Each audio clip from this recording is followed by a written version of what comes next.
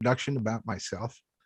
Um, I started studying the harmony of the spheres back in high school, back in the 60s, and did a paper subsequently on Boethius, who was the main Pythagorean in the Middle Ages. I was a music student in college. I studied music composition, uh, written a symphony and chamber works, and played jazz piano and sang in the city for many years. But my main interest, even in high school, I was concert master of the orchestra for a time, and well, actually from 7th to 12th, I was first stand, and I was good in math. So those two, music and math, marry in a very important way, as I subsequently found out, because I sort of got into the back door of religion through music and math, believe it or not. You might call it archaeomusicology, as it's been called by some people, some scholars that I know. So in college, I wrote this paper. They wanted me to explain it, took me into the chairman's office, the deputy chairman, my professor, and I tried my best for half an hour to explain, what I wrote about Boethius, this Pythagorean. And they said, well, there's basically another nut at the school. Let's give it to MacLean, Dr. Ernest MacLean, who's been working on this Pythagorean stuff for 25 years before I ever got to him. So now we're talking the mid 70s, 75. And Dr. MacLean was my mentor, my friend, and really changed the direction of my life with these studies, these Pythagorean studies, allegedly Pythagorean studies. The harmony of the spheres is the Pythagorean tradition. And that tradition,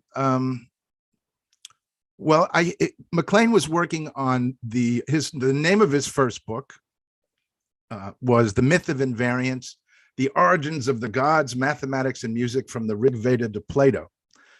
It sounds pretty esoteric, and it was. His books were a little tough to read. His second book was the Pythagorean Plato. And the idea is that this Pythagorean tradition was the underlying structure of all these ancient wisdom texts. Plato's dialogues, for example, are all structured by this mathematics that we're going to allude to today. I won't take you into heavy mathematics. I'll just give you a taste of what's involved. And so it's not just Plato's dialogues that were structured by this, but it turns out that all religious allegory is structured by this same mathematics. And that's saying a lot. So, I have a lot of ground to cover if I'm going to establish that. So after 2 years of studying independently with MacLean, they made a special honors seminar, independent study thing with MacLean. And after learning his stuff, I took a part-time job teaching in a Hasidic yeshiva, 4th grade. I taught all the secular subjects. And a teacher in the next room took me to Lubavitcher land in Crown Heights, and I started auditing courses in the Torah, in the Talmud, and in Tanya, which is their version of Kabbalah, the inner meaning of scripture.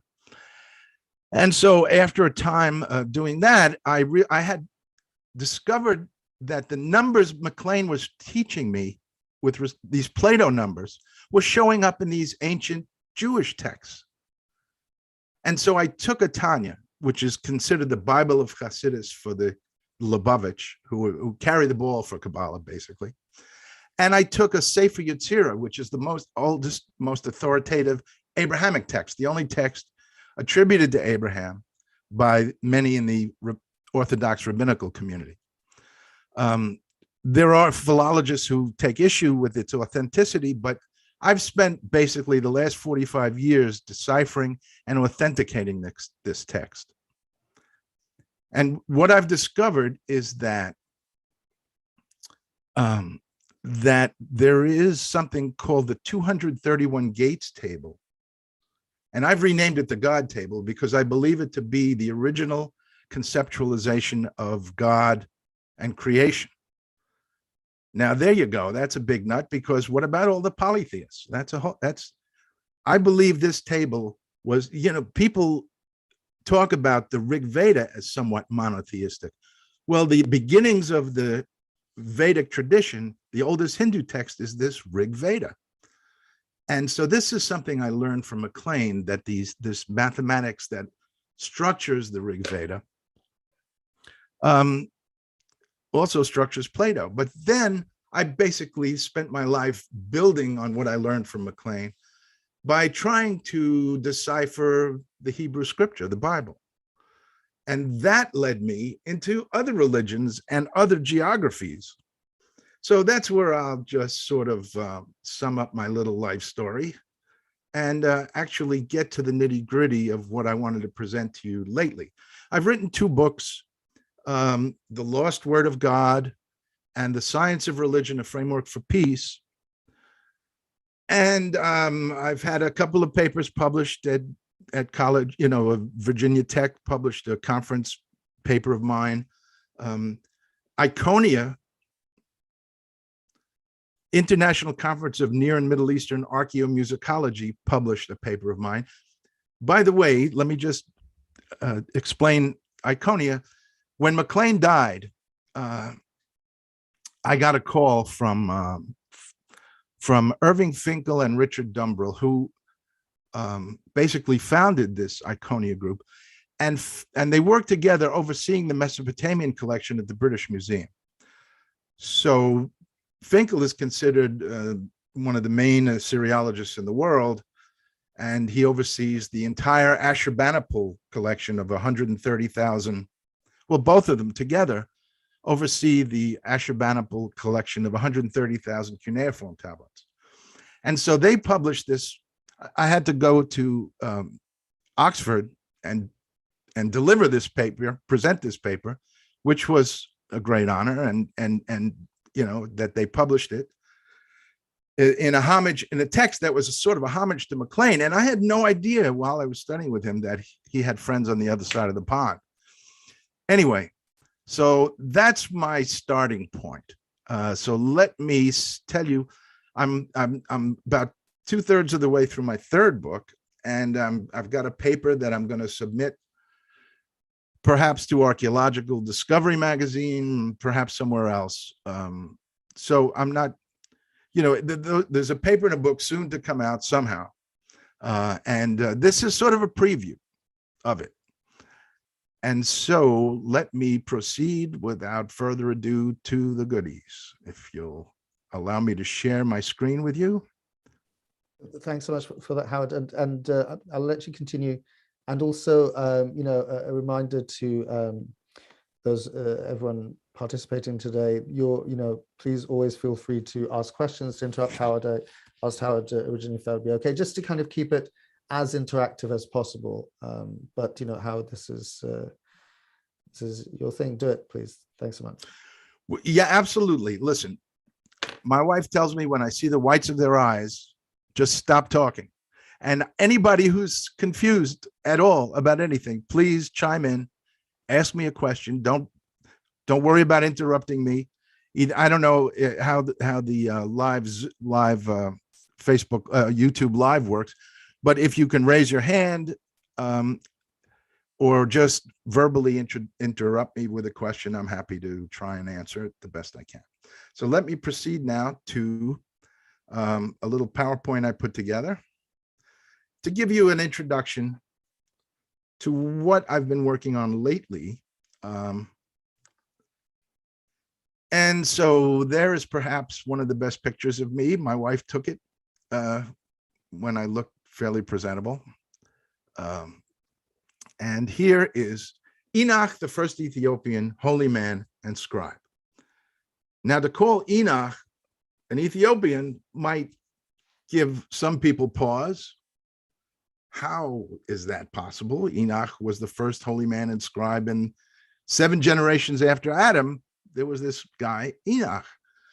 Adam was denied access to the tree of life, of immortality, yet Enoch had access to that tree, and he didn't die. Well, his predecessors died, and then he walked with God. So what is special about Enoch, and how in the world can I imagine that he was Ethiopian? So let's continue. So in 1994, this German archaeologist, and I probably shouldn't be, reading to you, but I need to hit these high points, and it's really just to keep me from wandering off into a cloud somewhere. So Klaus Schmidt recognized the importance of this finding, this Göbekli Tepe, and he led excavations there from 95 until he died in 2014. It's been said that this is the greatest archaeological find ever, but it's the UNESCO, the World Heritage Site, UNESCO dubbed it the oldest example of monumental architecture, of these huge megalithic structures with very sophisticated carvings on it that were not typical of the hunter-gatherers that are supposed to be in the area at the time. This was some other advanced, it suggested an advanced civilization. Just the way it was structured and the enormity of how everybody wonders how the Egyptian pharaohs moved these huge stones into place. Well, it's the same thing. And we're talking 10,000 BC here for things have been carbon dated, and the oldest layers of this could even go back a little further than 10,000 BC. That's 12,000 years ago. Schmidt and others believe that it was this Natufian culture that were the architects of Göbekli Tepe. And who are the Natufians, which becomes sort of the next question.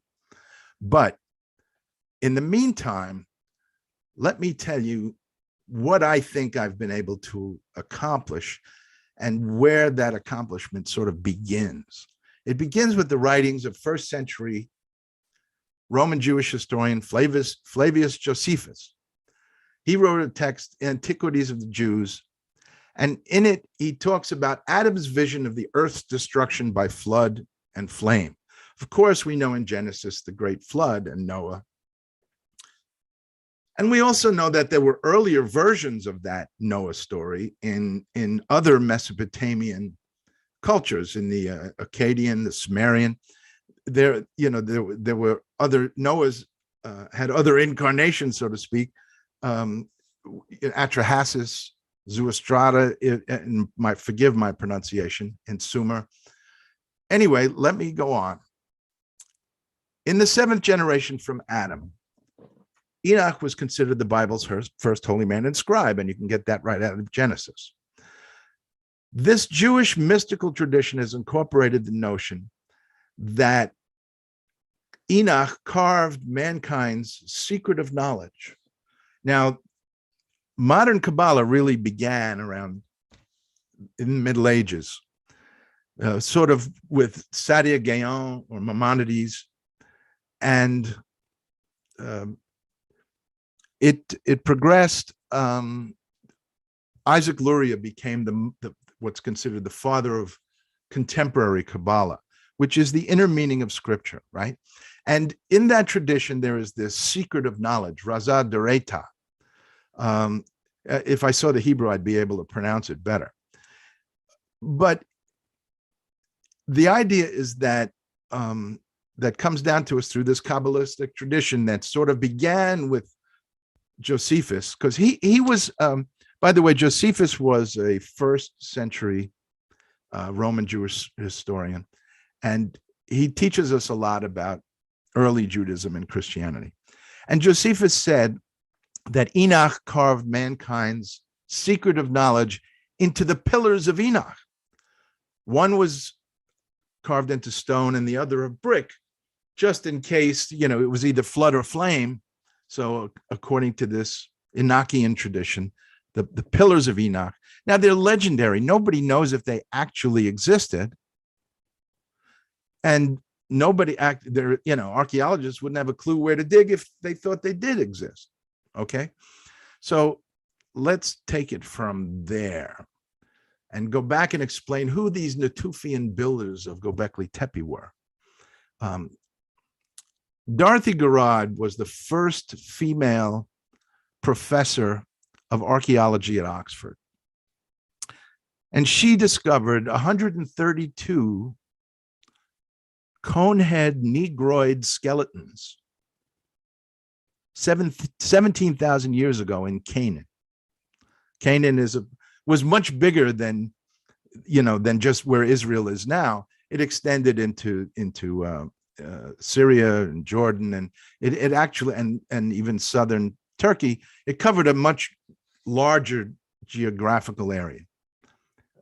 But among the first, they weren't the first Canaanites, but they were way before. 17,000 years ago is long before the Semitic tribes ever set foot in the Middle East. Okay, we think of the Bible as a Semitic tradition.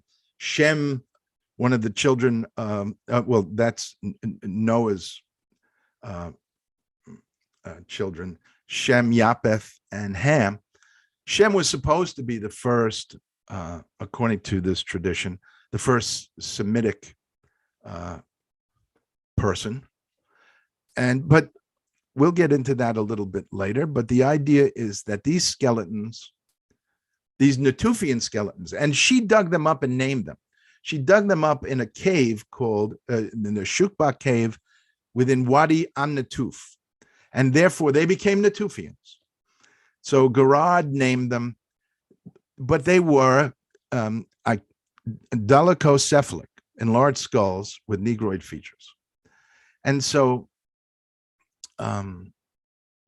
they are, realize that Garrod, they didn't, 19th century and early 20th century anthropology and archaeology had no idea, let's say the guesswork has been taken out of those fields now, largely taken out, because we can extract DNA from fossils. And that has changed the whole makeup. 19th century and early 20th century anthropology and archaeology very much used the Bible as a guide for where to dig. And it's not clear that archaeologists understand the spiritual implications of what they dig up or the symbolism of what they dig up. And so, is everybody okay? Am I going too fast for anybody, or anybody have any questions so far? You can unmute and ask away if you're so inclined. Well, sorry, does someone have a question? I was just going to say, yeah, go for it, please. Yeah. Okay. What's the meaning of Enoch?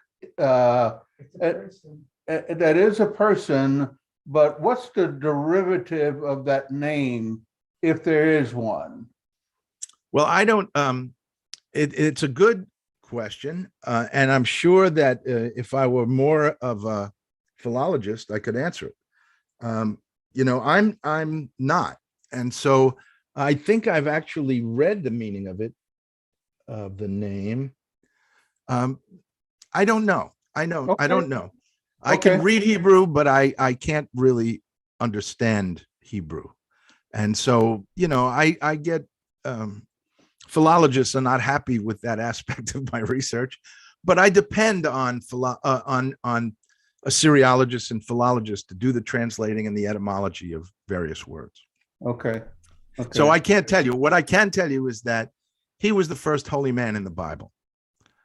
He was the first man to walk with God, whatever that means. And there's all sorts of implications about what that means that we're gonna delve into. Hey, Howard, following Yes. up with what the esteemed gentleman before me was talking about, do we know who Enoch's father was? Yes, we do. There's a whole. We have all of the from. I can just pull out my Chumash, my Torah, and look it up for you, but they know all of the generations from Adam to Noah, the 10 evil generations, if you will, the only good generation being the 7th, Enoch. And they know the generations of Noah, from Noah to Abraham. There were 10 generations there as well.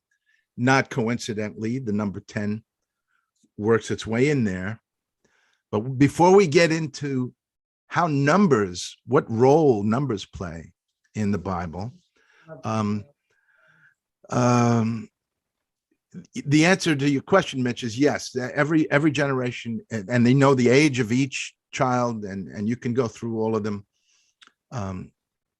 Methuselah, Enoch's son, is known to have lived 960 something years, and he was the oldest. But we can go through all of those in the Torah, in the 5 books of Moses. Talk about Torah, the first 5 books of the Bible is the Pentateuch, or are attributed to Moses himself as the writer, according to tradition. Any other questions? Does that answer your question, Mitch? I mean, okay.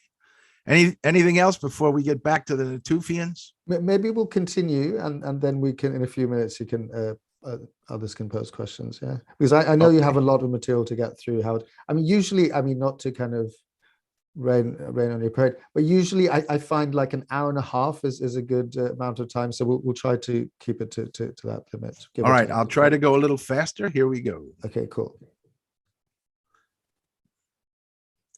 So, where was I? I'm trying to move things around that are in my way. Don't mind me. Okay. So where were we? We were here, there, and here. Okay. So we're up to the Natufians.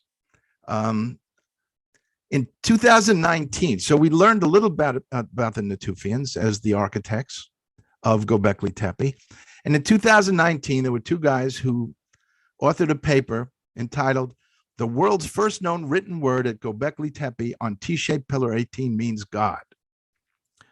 Yikes. Okay. So what is their reasoning, and how could they possibly know that it means God? So their proposal, their suggestion, or their scholarship points to the idea that there are these, we typically believe that writing began 4000 BC and the pictograms around 4000 BC, and the actual pictograms, these like a picture of an ox or something, it developed into the later let's say that writing, hieroglyphic writing, cuneiform writing, they weren't letters yet, but they evolved around 3300 BC. We get cuneiform and hieroglyphics.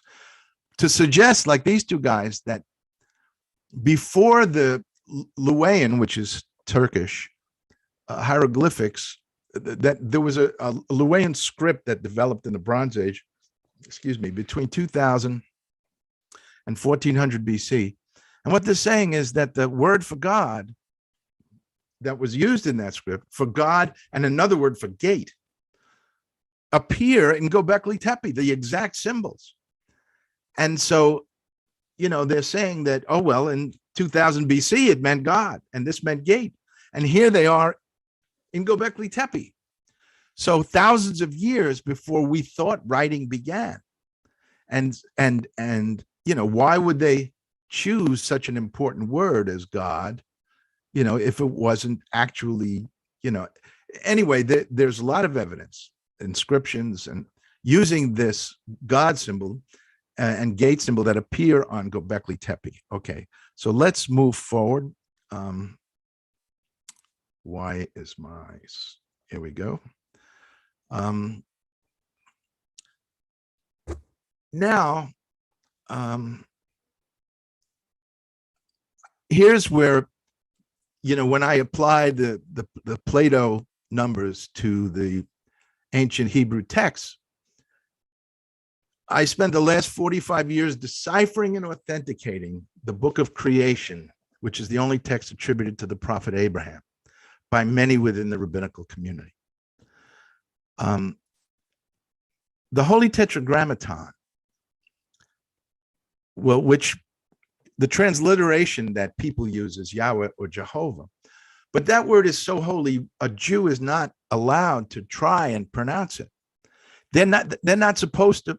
In fact, instead of even when they spell it, Yud He Vav He, you're supposed to lower the vibration of it by saying Yud Ke Vav Ke. You just shouldn't write it down because you have to throw that paper out. This is the holiest name of God, and it's completely taboo to even attempt to speak it, or because of my ignorance, to delve into the meaning and pronunciation of it. But because I wasn't trained as an Orthodox Jew, I spent my life figuring out the Holy Tetragrammaton. And the only place that does decipher it is this book of creation, this Abrahamic book of creation. Howard, so sorry to interrupt. There's a slight distortion in coming from your end. I don't know if you want to sit slightly further from the mic when you speak, or maybe turn down the input slightly. It's sort of crackling. I apologize. How's this? Is this any better? That's better. Yeah. You're pretty clear. Yeah. All right. Well, let me know if I. Oh, no, there's still slight distortion. Yeah. I'm not Okay. sure why that is. How about that? Keep talking. Is this any better? Yeah, keep it's lowering my creating volume. very slight distortion, but it's better. It's definitely better. Keep going. Yeah. Okay.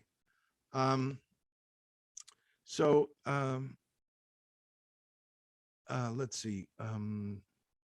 So the Holy Tetragrammaton, there is a rabbi, Abraham Abulafi is one of the main Kabbalists in history, and his student, his disciple, Joseph Gikatilla, says that the entire Torah, the 5 books of Moses, is a commentary on the Tetragrammaton. Can you imagine? The Bible is just commentary. So when you talk about the Word of God, you're not talking about the entire gospel or the entirety of the Torah. You're talking about a single word that embodies the entirety of the Torah. This Yahweh, or if a rabbi was on here, I would just call it Hashem, which refers to the name indirectly. I would call it the Holy Tetragrammaton, the ineffable name. There's all sorts of names for this name without pronouncing it. And so the last person to know this secret of knowledge was the last high priest of Solomon's temple, who was kidnapped and murdered in 586 BC. And as a result, the Jewish people have been in exile from God ever since then. So when the Babylonian captivity happened, when Nebuchadnezzar, the Babylonian king, destroyed Solomon's temple in 586 BC, it wasn't until 539, when the Persians defeated them, that Cyrus the Great, the Persian king, allowed the Jews, the Israelites, to go back to Jerusalem and rebuild a second temple, or to build a second temple, which they completed in 516 BC. So the temple, the wall that you see is really the remnants of the second temple. And it was the first temple that was holy, that was the holiest, because the high priests of the second temple were on the take from Rome. Christ that went in and overturned the tables of the moneylenders. The second temple, it's debatable whether there was actually a Holy of Holies. In the first temple, the Holy of Holies had the Ark of the Covenant that held Moses's tablets.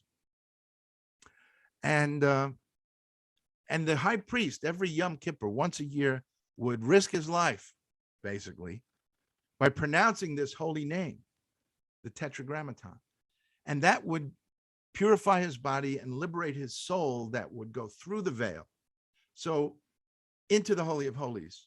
So it was the disembodied soul of this high priest that would say a prayer for Israel to be inscribed in the book of life for another year, and then this disembodied soul would come back into the body. So that skill set was gone. Somehow Christ, in the Transfiguration, learned how to do this. And the Jews said, well, no, this can't be done anymore. Who is this whippersnapper that thinks he can?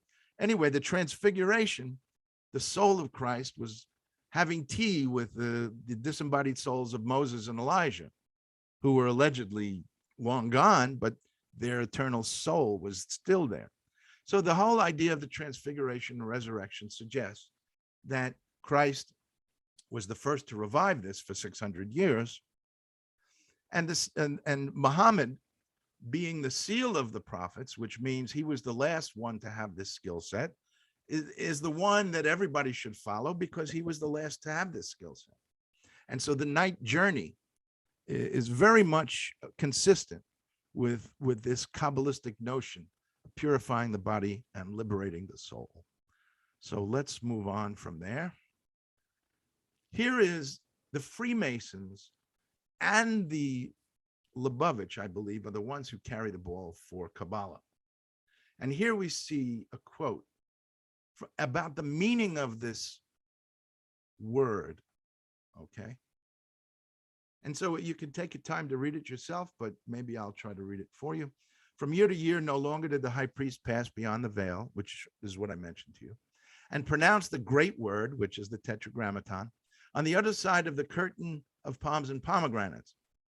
And remember, there was a tear in the veil when, at some point with Christ, and this is what the curtain is, sort of the veil between life and death.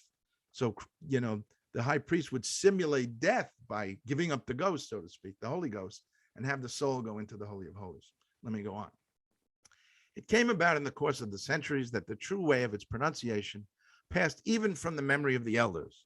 Therefore, until time and circumstances should restore the genuine, they continued to do of necessity the substitution of Adonai for Jehovah. So when I pray in a temple and I see this holy name, I say Adonai, which sort of, you know, in English, it's translated, Adonai is translated to capital L, lowercase O-R-D, whereas Jehovah is translated to small caps L-O-R-D. So there is a difference that Christians tend to ignore between Adonai and Jehovah. And I'm fine with saying that Christ was, you know, one with, was a master of the word, which is sort of Adonai. To say that Christ is Jehovah himself, to say that Christ is the word itself, I believe the Gnostic Gospels tends to confuse the issue, which says that Christ is the word incarnate. And so, you know, I might get some flack from any Christians in the crowd, but that is my take after my research. The tradition with its whole heart looks for the day to come when Israel shall be taken out of exile and the palladium of the elect people shall be declared in the hearing of all who have come out of great tribulation into the inheritance of Zion. So they're waiting for somebody to come up with the meaning and pronunciation of the Tetragrammaton. And the fact that I think I was able to do it because I figured out Abraham's book does not make me special in any way. But the skill set can make us all capable of following Christ's footsteps, in the footsteps of Muhammad, in the footsteps of Moses. So it has nothing to do with one person. It has to do with the knowledge of the meaning and pronunciation of the Tetragrammaton. Now that led me to realize, and amazingly, like miraculously, if we jump to the bottom, the mathematics of Yahweh, and when I talk about mathematics, I'll explain myself a little better, is essentially equivalent. We talk about the essence or substance of God. It's essentially equivalent to the encrypted mathematics describing the Natufian word of God. And here it is. Now, this little weird symbol is God, according to the Luwian script and according to Göbekli Tepe. And how could this word be equivalent to this word? Well, since I started by figuring out this word, the mathematics of this word, what we'll see is that this is a symbol of mathematics as well, of the mathematics. This symbol, the mathematics, if you plug in the numbers, is basically this. I know that sounds wild, but that's showbiz. Within the book of creation, go to the top, the rabbinical community has never been able to properly decipher the 231 gates table that derives from the Tetragrammaton. And they'll be the first to tell you that. They try everything, every which way to pair two numbers together, but they don't realize that the pairing of numbers is the mathematics of sound that emanates from God's voice. It creates an integer ratio so that these integer ratios determine how a harp sounds, or how, if you play jingle bells on glasses, you fill them up certain ways. 2 to 1 gives you an octave. Do, re, mi, fa, sol, la, si, do, bum, bum. 2 to 3 gives you a fifth. 3 to 4 gives you a fourth. 4 to 5 gives you a major third, and 5 to 6 gives you a minor third. So Mitch's people, his whole school, when I teach there, they already know this. This is like a really important foundation. The basics of acoustics is the basics of the sound of God's voice. And although that might sound like hyperbole, what modern physicists are finding is that this God table that I discovered, because I changed the name, I took the liberty of changing it from the 231 gates table to the God table, because its encrypted meaning defines the original conceptualization of God and creation. The whole idea of the theory of everything that modern theoretical physicists are developing is really a modernization of the God table. You know, it lays down the basics of math, the 3 mathematical types of progression that go back to Göbekli Tepe, I believe. It certainly goes back to explain the oldest legible cuneiform writings, which is the Kesh Temple hymn, which is Sumerian from the early dynastic period of Sumer. So if it explains the earliest Sumerian writing, why wouldn't it go back, 6,000-7,000 years more and also explain Göbekli Tepe's Natufian religion? Well, it does. That's what I believe, and that's, all I have to do now is get into the details of how it does that. And here are the details. And it's amazing to me that this sort of sums up the entirety of the Tetragrammaton. Now, how I derived it is a whole nother story, and you'll have to buy my book for that. I already have 2 out there that explain that. Should we But open it up very briefly for questions again, Howard? Just a couple Yes, of minutes. good Yeah. idea. Good idea. I realize now, now we're going to get into Africa. Who are the Natufians? Did they suddenly appear in Canaan around 14.5 BC, as Dorothy Garrod might have assumed, or did they have more ancient roots? So the mathematical details on the I don't know, I don't think I meant precious there. But these 2 words of God are tightly coupled by mathematics.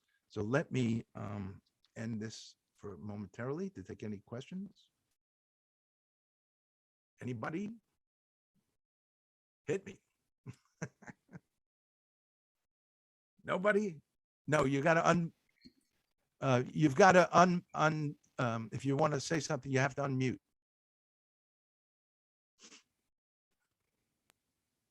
Gigi has a therapeutic appointment now, and we have to leave, but I thoroughly have enjoyed up to this point, and if it's able to be streamed later. Is it streamed on YouTube? Yes, you'll be able to get it later. Great, thank you. Sure. Thanks for coming. Oh, loved it. Ciao. Howard, Anybody I else? have a question, yes. Yes, Malika.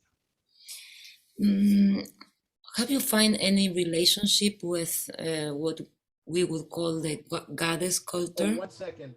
I screwed up my sound. It figures. Okay. Hold on. Hold the phone. I'm sorry. Once more? Once more? Yes, if you could find a relationship with the goddess cultures, With the goddess cultures in Göbekli Tepe.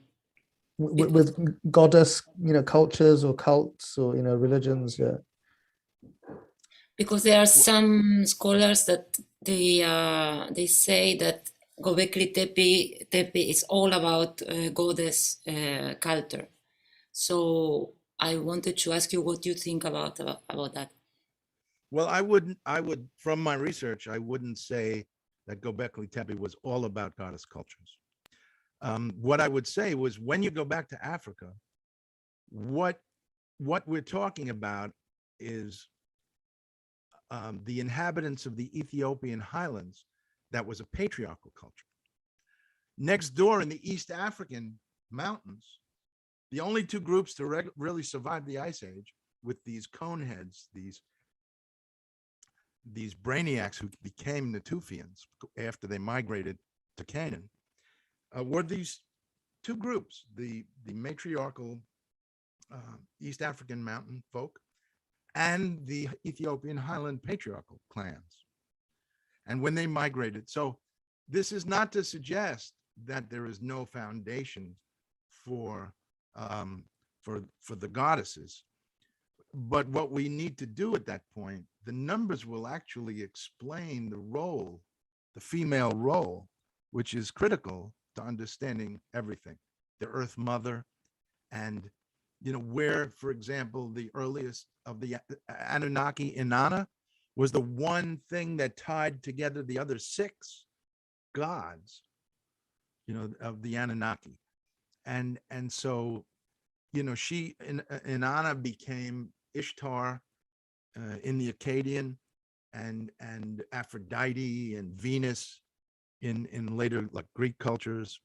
So it's not that the female, the goddesses have real and powerful functions, and need to be addressed because their role is absolutely critical to give birth to everything else, in a literal way and in a symbolic way. So I don't know if that helps at all, but we could get in, I could explore more of that. I could go in that direction with my research and just to get a better idea of what you're talking about specifically and whether my research jives with what you're coming up with. Howard, I have a question. Sure, Mitch. You said that, if I heard you right, that the Natufian culture was, their viewpoint was patriarchal, and then next to them was the matriarchal system, sort of living side by side at the same time, and that we know the Natufians migrated. Did the matriarchal system go first, go second, or stay back? They evolved about the same time to survive the Ice Age. You had to be in the highlands, in the mountains, in the African mountains. All Homo sapiens lived in East Africa, and by 70,000 BC, the first migration out of Africa happened across the Horn of Africa through Djibouti, and half of them went to Australia and the other half went to Europe, fighting other hominid groups along the way for the next 45, 50,000 years. But there was the group that stayed in Africa that really were the fathers of civilization. And interestingly, they both had the same skill sets to survive. They needed to, and this is what I'll get in the next part of the talk, but the ones in the East African highlands are called, right now they're called Mangbetus, and they're northeast Congo, and that group never left Africa, and they stayed dark-skinned, and they had their cone heads. But interestingly, when the Brits visited them in the 19th century, they were blown away by the sophistication of their culture. They were the most talented, smartest artists, musicians, and to this day they still are. But they still have these enormous cone heads, and it doesn't come from binding the heads of the infants, which was later homage paid to them in Peru and in Armenia. These guys evolved it from 50,000 years of meditation. They grew these huge noggins with an enormous IQ, which, you know, which research suggests is real. Does that kind of answer your question? Is there anything, other aspects to the question that I missed, or? Well, you know, there's probably at least a dozen aspects there. So then the ones that stayed back, are you saying that they were then in the patriarchal or the matriarchal? Those were And then the patriarchal. So then, No, the matriarchs stayed back. The matriarchal culture. Okay, so stayed in the East African mountains. okay. All right, And it was very a good. smaller group. The Ethiopian highlands was about the size of France. And they spoke Proto-Afro-Asiatic.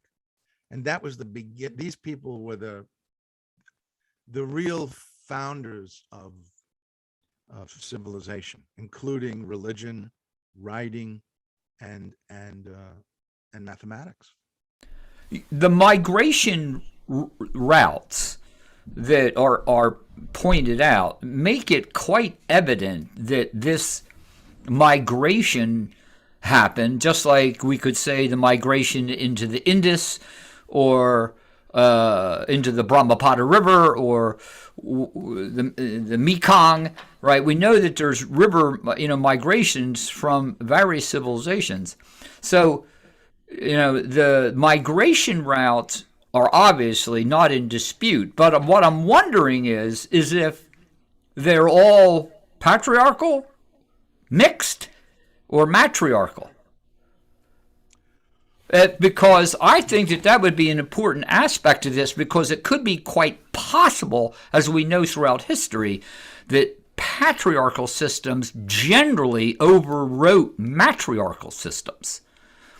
And I'm just wondering if we didn't have a matriarchal system, and I'm not just pointing to Göbekli, maybe one of the other ones that could have been started as a matriarchal site and then taken over by patriarchal, or just not taken over at all, just sort of dissolved, like the one out in the Black Sands Desert did, which they point to the Vedic culture starting out of that site, which was also in this line. I mean, it's possible that the Black Sands Desert one is the furthest east site. And the ones in Turkey, of course, are the further west sites. But you should surely have opened up a can of worms there in looking at how the migration routes are pretty much accepted. What we don't know is who did these. It's like the Silk Road. I mean, we know that a lot of people went back and forth, and there was great information shared across the Silk Road. But I'm just wondering, as they left this area to fill in where the climate was improving in other areas, why wouldn't the matriarchal system also move? That's what I'm just wondering. Well, they were further inland. The Ethiopian highlands were right at the door. They were right at the exit ramp. And in the next part of the presentation, we'll go into everything you questioned. Is the routes, why patriarchal, not matriarchal, the notion of henotheism, the origins of the Vedic culture, all of that stuff will be covered in the next section, if there's enough time. I don't know, Hassan. Well, let's keep going. These are great questions. I appreciate. I really appreciate the kind of the dynamic aspect of this. So keep going. Like every so often we'll break, and we'll get as far as we can go. All right. Okay. Yeah. So here we go back. Anybody else? Gregory? Listen, Gregory is one of the few people who can read my books, and he's a good friend.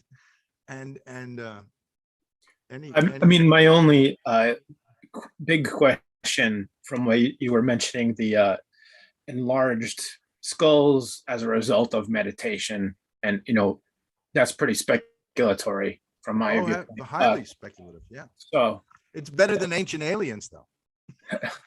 Yeah, I would tend More to plausible than Aliens.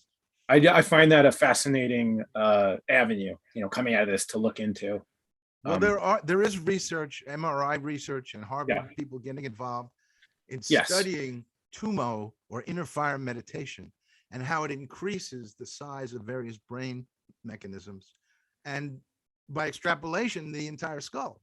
If you're doing this tumo for 50,000 years, I don't know that it's so surprising to expect, I mean, these are the only two places that I think fostered these cone heads, these enlarged dolocephalic skulls. And they found them littered. The anthropologists, archaeologists found them. There was a trail of these skulls from the Levant through Mesopotamia, the Indus Valley, pre-dynastic Egypt. It's the same guys. It's, the anthropologists didn't have the DNA to look at them as a continuum. So they created these silos. And the first silo was the Natufi. First, they came in from the Ethiopian highlands. And then they, Enoch and the gang were in Canaan. Then they became Aryans. What happened? Oh, look at that. Okay, these are all. Okay, here on the right, you were showing Mangbetu skulls. There, if you look at Mangbetus on the right here, right hand corner, these are current Mangbetu skulls. These people are alive now, and I see the head of the infant wrapped.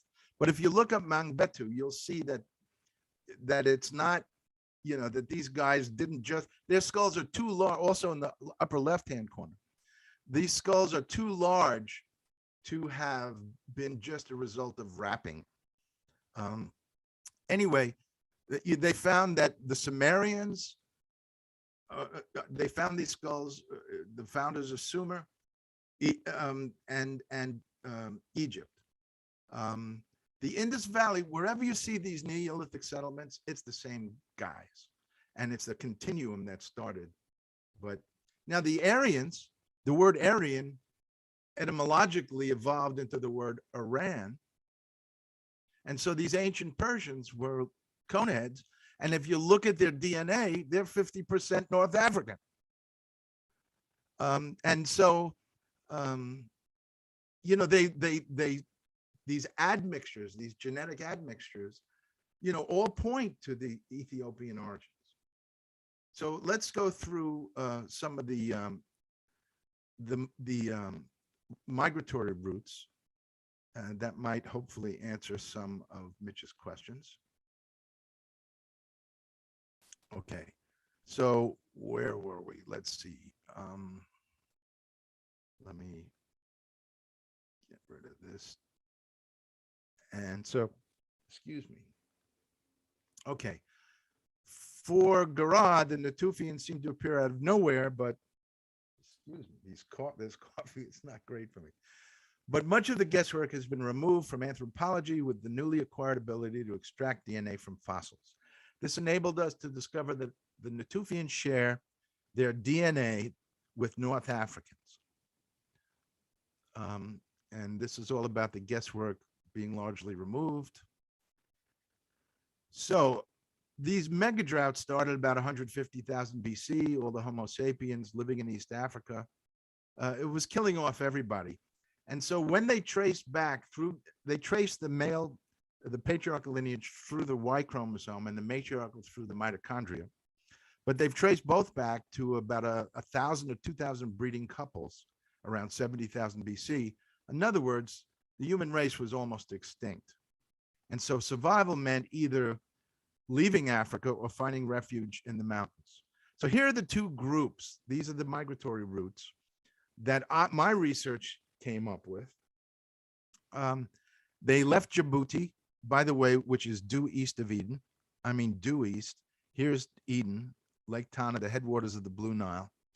And so being cast out of Eden to roam the land of Nod, okay? And to look, this group follows the Arabic legend that Adam and Eve settled in Mecca and lived in the Kaaba. And that's perfectly aligned with this research. There were two groups. One went to Australia and the other to Europe. And they each got to their respective destination points around 45 to 50,000 BC. Okay. So here is the one that went into Europe. And notice that these, after 50,000 years, they became Caucasian. They lost their skin color, became white. Their Negroid features receded. And these were the guys that were Caucasians. And look here. By boat, there was a little settlement in Canaan. These were the Kabarans, but they were a Caucasian culture that went from 20,000 to 14,500 to 15,000 BC. And they overlap with the Natufians who came in, which was a Negroid culture with coneheads. Here's what's critical about that as far as biblical understandings are concerned. Let me go back. There is a passage in Genesis that said, the sons of God went into the daughters of men, right? And so there that was all you needed to say in the Bible, because the books of Enoch were written around, the non-canonized books of Enoch were written around 200 BC. A lot of it showed up in the Dead Sea Scrolls. And basically what they were saying is, if sons of God had children with daughters of men, you would have a demon as a child. So the books of Enoch have led the world astray, as far as I'm concerned. It's this is like the biggest perpetration of fraud on the religious community, and the whole notion of the devil and hell and Dante's Inferno and Milton's Paradise Lost are exaggerations of the Bible that really are rooted in the books of Enoch. There are 3 books of Enoch, and you know, the notion of demonology and the angelology that developed has been devastating for the world. Just like the false news, the misinformation of COVID, of the vaccine, this is a religious misinformation that has, I think, led the world, you know, in a very terrible direction. Anyway, let me go on from there. In 1868, Louis Leterre discovered Cro-Magnon man in a cave in southern France and said, "Eureka, Adam is white." Okay, that was 1868. Another blow to the man's ego. You know how the idea of Ptolemy and Copernicus, you know, the heliocentric versus the geocentric notion of the universe, sort of dethroned the geocentric. Similarly, with George Smith, by the way, Finkel's predecessor at the British Museum, translated a tablet, the Epic of Gilgamesh, from Ashurbanipal's library. He made it clear that the Bible wasn't civilization's oldest religious literature. And so in his talks, you know, he was telling us how all the clergy were lined up on the cliffs of Dover looking longingly because, oh my God, the Bible is not the oldest religious literature. And he made it clear that maybe the anthropologists and archaeologists shouldn't depend so heavily on the Bible to guide. It is a good guide to prehistoric times, but they got some things wrong. And history and science helps us clarify these biblical misunderstandings. I mean, it was good for the time, but you need to shine a new light. And the biblical and the Bible thumpers need to have open minds about science. Anyway, another cultural shock happened in the 60s when Richard Leakey discovered Ethiopian fossils dating back to 200,000 years ago. And in 2017, they went back another 100,000 years in Africa. So these Ethiopian skeletons from 200,000 years ago suggested that Adam was a black man. Here's the 2 mountain regions, the East African and the Ethiopian. If you wanted to survive, you had to migrate to those regions. And there is hard evidence of them being there 45,000 BC on. Now, it could be there were inhabitants, you know, from 70,000 on, But the evidence suggests that they entered the highlands around 45,000 BC. They had two problems: food and clothing, food and warmth. And so they were eating monk rats, which probably wasn't too good for their long-term nourishment. And they couldn't keep warm because, there were some caves in Ethiopia, but for the most part, it was really harsh cold. And so they had to survive. They had to learn how to stay warm.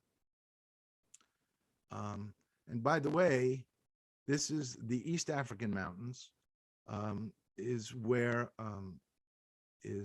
so 4, 5, 6, and 7. This is where the matriarchal society was focused, and the Bale Mountains, and up here, and here's Lake Tana in the Ethiopian highlands. That was Eden. I'm sure of it, but of course I can't say that. I can present more proof, but let's just move on. The agriculture started because the forests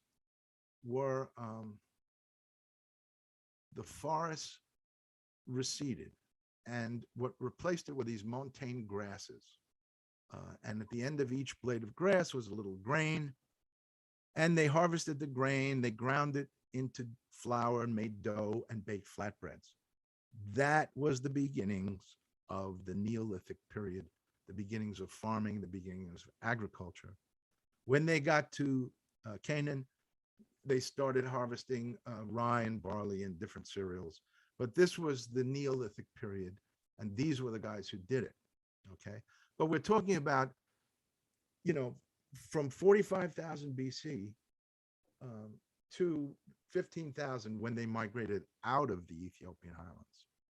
Now, here's the origins of prayer. We call it prayer, but it's really tumo, or inner fire. If you're going to do this meditation correctly, it doesn't matter what flavor you come in from, whether it's Maharishi Mahesh or it doesn't matter, as long as you reach the hypnagogic state between waking and sleeping. And once again, Gregory, yes, that's speculative. But I believe that to be the key to the 3 divine gifts of wisdom, prophecy, and healing. That without learning to hang out in this hypnagogic state, there is no door to the other side. You have to be in this in-between state if you want creativity, if you want inspiration from the other side, or if there is no other. You get into areas of faith, and I know Gregory isn't too fond of that, so I'm going to steer clear. The idea, though, is I believe personally, my approach is that the hypnagogic state is the key to meditation. And so they developed this practice, and there have been studies of Tibetan monks, and actually the one person who might actually have learned from these folks is Mitch. And he studied Poa, which is like a secret practice, and this inner fire and tumo. I had the pleasure of meeting Bonpo, and I think Malika might have studied, or Zeni might have studied another student. And Mitch, if you want to say a few words about Bonpo, or about anything, about Kenpo, or any of your studies, just feel free to chime in. Well, I can just add that I didn't study Tumo. I learned about Tumo. There's only so many practices you can learn and stay like a sharp knife with the practice. All of them, of course, are meditation practices. So as long as you're keeping up on the meditation, you're still, I guess, wet around the lips with it. But yeah, my expertise was the Poa ritual, all the stuff associated with death and putting the person into the afterlife, so to speak. But Tumo is real. I saw a real Tumo master at around 14,000 feet near Mount Everest in the Himalayas in the middle of the night that I'll never forget. I just happened to be at the monastery where he showed up. So, just not, you hear about these guys, you read about them in the kind of the fantastic books on Tibet that many Westerners get distracted with. But to see a real one and to be close to it, I mean, he looked like somebody who's walking out of your PowerPoint, basically, Howard. I mean, these people that we're talking about, I mean, he looked a lot different. That's for sure. I'll let you get back. Well, okay. Well, thank you. I mean, I know you've had a lot of experience with this type of thing, and I would love personally to study with Kenpo or anybody who can teach Tumo. I know there's a guy, Wim Hof, I think Hassan mentioned him to me, where he likes to go out into the Himalayas with a little schmata and melt the snow around him, allegedly. And anyway, there is this practice that exists that you can raise your body temperature as much as 15 degrees Fahrenheit. And that's how they survive. I believe the only way, if you don't have the animals for clothing and you don't have sufficient shelter, I think the only response is, the only answer to this, and the only way they grew these huge noggins is this practice. You do this practice for 40 to 50,000 years, and you knock this ancient alien theory out of the box. I think this is the way things actually happen, just my speculation. So let's move on. So this is Wim Hof. I mean, to Howard's point, this guy, I mean, it's very, very interesting. I mean, people in their own time can do some research around him, but he, of his own sort of, I mean, he was sort of, he didn't study formally under any teacher, but he's happened to stumble upon this practice by himself. Has a very interesting life story, was going through a lot of difficulties. And he's been rigorously studied at Stanford, and this stuff turns out to be real, scientifically doable. I mean, so it's all very, very fascinating. But please continue. Thank you for that. So here's a few studies. And the idea is that meditation can change the size of key regions of our brain, improving our memory, making us more empathetic, compassionate, and resilient under stress. Dr. Lazar also points out other studies that demonstrate how long-term meditation results in higher IQs. And one such study, as much as 23%. But if they got guys that have been doing this for 50,000 years, I mean, if you had one of these Dzogchen masters or one of these cone heads from either the, anyway, you get the idea. So let's move on. There is much evidence to suggest that these African Highlanders evolved into the most advanced race in the history of civilization. Now, here's a little interesting side note. There's a guy, Graham Hancock, who has a good intuition. He doesn't have a lot of hard data, but he somehow quotes Plato, the Timaeus and Critias dialogues that I've learned the mathematical structure for, but that's beside the point. But what he says is that that Plato himself talked about Atlantis as being 9,600 years old. Oh, well, 9,600 BC, which is, add 2,000 years and that's when Göbekli Tepe was built. And interestingly enough, the mathematics that MacLean discovered in Plato matches the Göbekli Tepe and Yahweh mathematics. So that's a mind blower right there. We're not just talking about religion,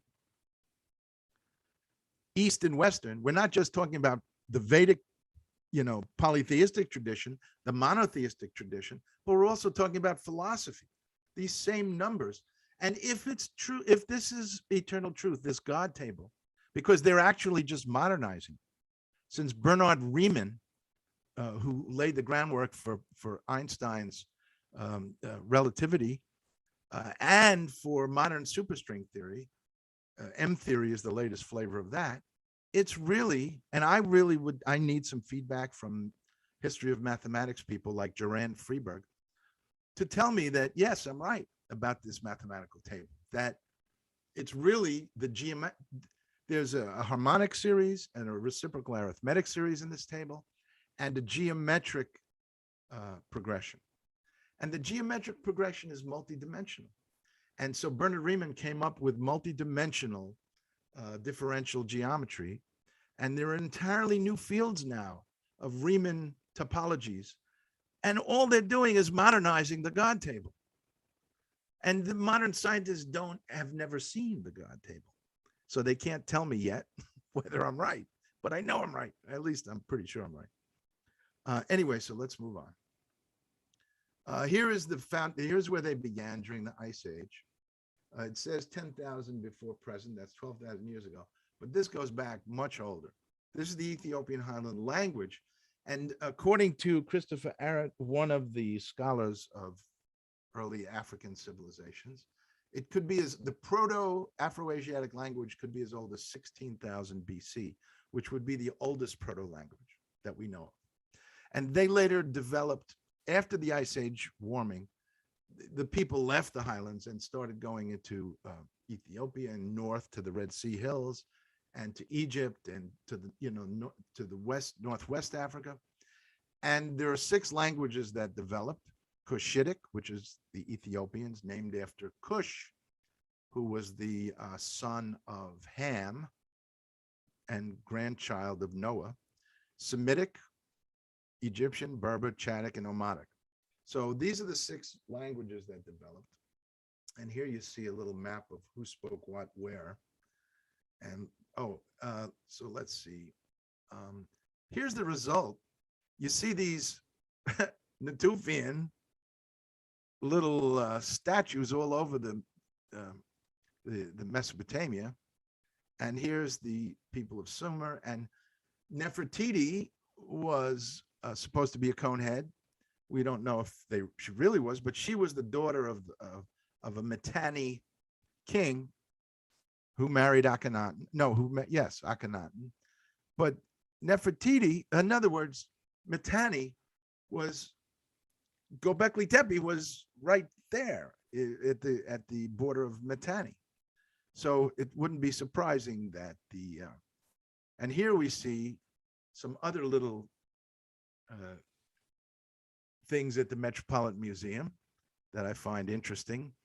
The idea for example, here, look at this one with the little fetus, just such as Taoism's immortal fetus that lives within, right? And so it gives birth, and you see the eyes and, the third eye and all of this. So here we see some remnants of the cone heads in the hats. Here are the actual Mangbetus. You see what they look like now. And here's their carving. They love music. Here is the Tana, which I believe, and the 4 rivers of Eden begin here. And then getting cast out of Eden means they went across the strait. This could have been a land bridge, but if you imagine Eden, Lake Tana is what it looked like. Here's the Natufians after they migrated up to Canaan. Here's when we get into the earliest meditation practice was discovered in a Natufian cave site in Israel. Excuse me. Should we pause it very quickly for a couple, maybe 1 or 2 more questions? I mean, you've covered a lot of ground thus far. If Okay, anyone has any questions. Let me leave. Hold on. Could I just get a water? Talk amongst yourselves. Oh, please. Yeah. Please, you're allowed to drink water, yes. And any sort of comments, thoughts thus far? I'll read out a couple of comments that we've received on YouTube. Isa Baba was responding to Malika's question earlier regarding the female aspect, whether there was a sort of feminine dimension. According to Isa Barber, all animals depicted in Göbekli Tepe are clearly male, and the monoliths are male-shaped. I mean, and this is his interpretation. There are no female depictions there. Only one archaeologist found a slab of rock which depicts a woman giving birth. I mean, this doesn't, confirm for us, with any finality that because this is what we have many thousands of years later. He also mentions, in general, in response to the conehead skulls, that there are some conehead skulls in Antakya, Antioch, the Antakya Archaeology Museum, which is not far from Göbekli Tepe. And there are also many eye goddess idols in the Urfa Museum, only 20 kilometers away from Göbekli Tepe. So thanks so much for your feedback, and Isa Barber seems to know a fair amount about this topic. Any sort of thoughts, comments while we're waiting for Howard to rehydrate?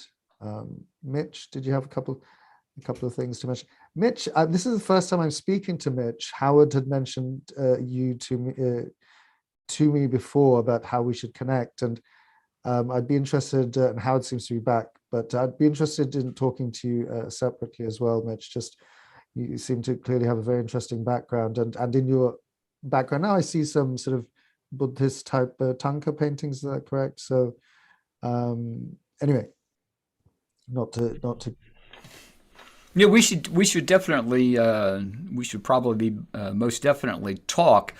My current research is centered around sound in ritual and ceremony, but specifically I'm getting ready for a talk on the Ikhwana Safa. Oh wow. And their connection with the music and sound. Amazing. Sound is such, not to go on and on here because this is Howard's thing and Howard's back, but very quickly, sound from one very real perspective, right? I know many a spiritual perspective will say that everything is vibration, and sound is all of existence is just vibrational energy, and sound is just reflective of that, and attuned to the correct frequencies, then we can impact bodies in healthful ways, or if they're not sort of in tune with the natural vibrations, then they can be do the opposite effect. And I mean, as a musician myself, something I think a lot about. I know a little bit about this sort of theory. Some say the conspiracy theory around 432 hertz, and how because the Nazis. After the Nazis changed everything according to this argument, right? And I'm not to go on and on about this, but apparently they standardized the tuning to 440. Personally, I'm very attuned to the 432 hertz. I try to play my guitar, certainly not at 440 hertz, but it's I'm crazy, man. I'm weird, but I'm sure we can talk endlessly about this stuff, but not to take away from Howard. Right now, in terms of being crazy, we can probably all take a number and get in line. And let me just say something. Martin was talking about the essentiality, what he called the essentiality of being. What was the word he?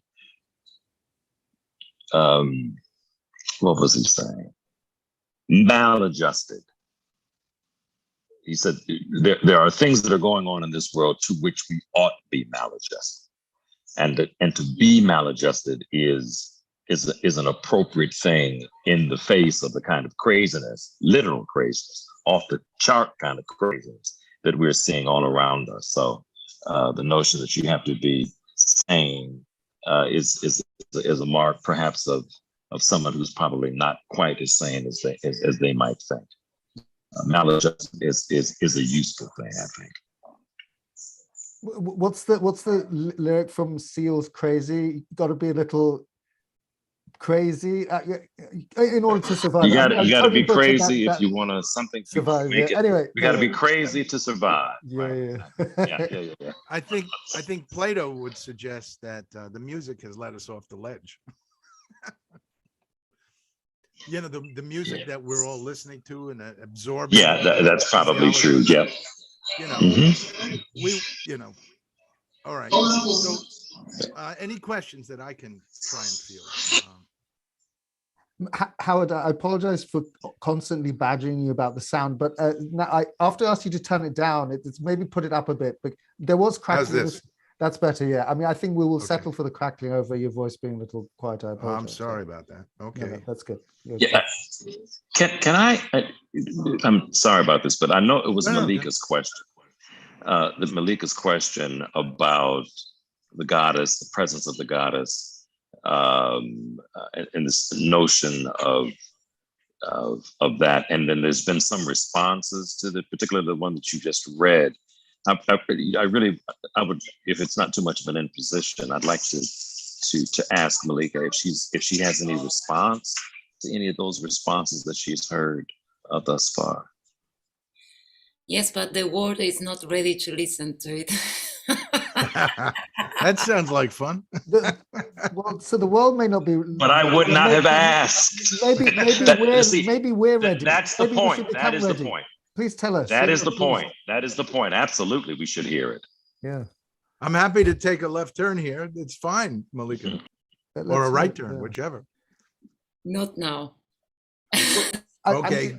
Based on, I'll just not to at all. I mean, based on my very limited studies, I know that the divine feminine historically, however that's languaged, through different religious traditions, whether it's the Islamic, whether it's certainly in Hinduism, in Christianity, even, I mean, anyway, in different ways in Christianity, but all the traditions have historically had a tremendously active divine feminine element, which, I mean, God is neither masculine nor feminine in the sort of archetypal sense. God is neither masculine nor feminine, but God has both attributes, both qualities from both sides, and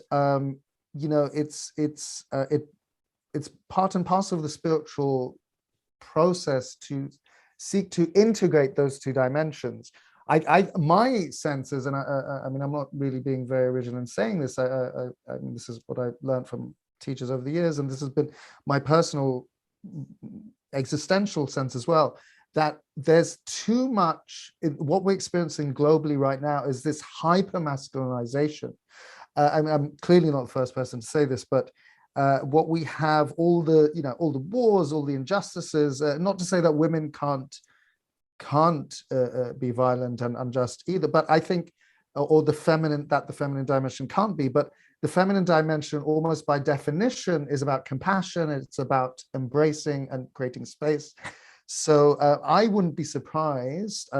This is clearly not my area as far as speaking about Göbekli Tepe, but if it is as old as it is, I wouldn't be surprised if there were a feminine, goddess dimension, however it was languaged. I don't believe that it could not have existed without. I mean, the fact that perhaps these patriarchal societies did not recognize, did not acknowledge, that's one thing. But where did they come from? I mean, they didn't create themselves. So the notion that this whole creative process has got to involve the male and the female, the passive and the active, whatever it is, that what we have terribly done is to weaponize this notion of being what it means. And that's where the toxic masculinity stuff comes up. And you see it in so many ways. But you cannot, if it had not been for my mother, I wouldn't be here. I mean, and I think, so this whole notion that people want to ignore one at the expense of the other is to devalue both, as far as I'm concerned, to cripple, literally cripple a man operating in a world without recognition of how that he has come through a woman and has been impacted. A woman is emotionally and psychologically and physically, as far as I would argue, crippled. It's deeply destructive. Maybe deeply destructive. Yeah, can I weigh in on this subject? As far as I'm ready to hand the keys over to the ladies on the planet, but in this cosmic car that we're driving here. But I can tell you that the ribs of Adam are made of perfect fifths. The numbers 1, 2, and 3. The 2 and 3 are closest to God. 2 is the closest to God. 2 is woman's number. 3 is man's number. And the ribs of Adam is a ratio of 2 to 3. So the soul of man is half feminine, half masculine, and so it runs extremely deep, and so the patriarchal notions are developed from the math, not from the math, but from cultural things, and became weaponized. It's totally the math itself. There are 4 prime numbers that are powers of 2, 3, 5, and 7 are the 4 primordial elements. Earth, Mother Earth, is 2, and powers of 2. Powers of 3 is water. Powers of 5 is wind. Powers of 7 is fire. And so we are an amalgam. The cherubim, the seraphim pulling Ezekiel's chariot are an amalgam of these 4 primordial elements that are based on these 4 prime numbers. The musicality of the sound, the essence of these 4 prime numbers. And the wings, the angelic wings, has to do with the number 5, wind. And the meditative thought is fire, 7, and only man has access to that fire, according to this religious type of thinking. And so 2 and 3 are the twin serpents. Earth, and water lead you down to sin, but the idea is that the soul, without the wings, we're in trouble. And so that Caduceus is really the glue between Abraham's the three Abrahamic faiths, Göbekli Tepe, and what they were doing in Ethiopian highlands. The Caduceus exists in Göbekli Tepe. I've heard they try to equate some astronomical things with Pillar 43, and they're right, but they don't go so far as to say this was the first Caduceus, because we have many other Caduceuses, and I'll show you examples if we can get to it. So if there are any other questions, I'm happy to address them. Or else I want to say, Howard, I appreciate the ad in the thread here with Adam's circle of fifths as his rib cage, and I concur with what DeForest said prior, and I don't mean to in any way speak for Malika, but having looked at her research personally, there is much that she'll bring to the table if she's not ready now, and it'd be a good one. Maybe I'd Malika and also I can looking have a forward to separate conversation. I mean, we'll have to have a conversation separately, and also I'd love to have you on the podcast separately as well, Malika. But yeah, I'd love to hear more about this from you and learn from you. So if everybody's all right, I'll just continue for a few more minutes if you're good. Let's Well, I see if think that's can- actually what Malika was saying. She wants to hear from you and not from her today. All right. Well, let's give it a go. Let's see where we are. All right, let me get to the goodies here. Hold on.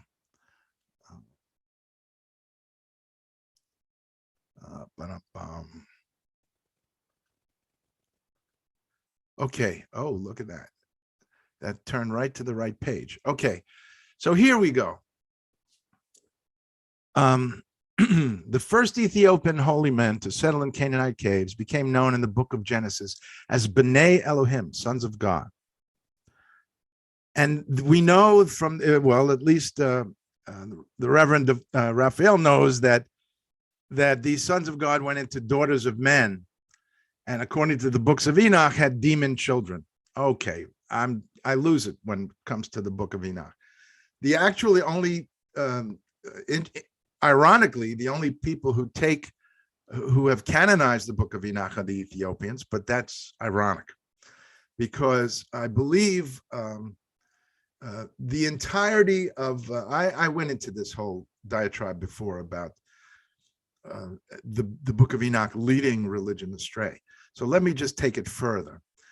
The oldest evidence of shamanistic meditation. Is this a good volume? I'm trying to step back a bit. I realize I'm chewing on the microphone. Anyway, I'll continue. It suggested a sphinx. This grave goods that were discovered in a cave in Israel, 12,000 BC, that's 14,000 years ago, included the select body parts of an eagle, a cow, a leopard, and the foot of a man. Interestingly, if we look down at Joseph Campbell's quote, a citation from Joseph Campbell, and we see this little diagram of a sphinx, the four fixed astronomical signs of a sphinx. Before it was a serpent holder, it was an eagle. Opicus was right adjacent to this man holding a serpent, was Aquila, the eagle.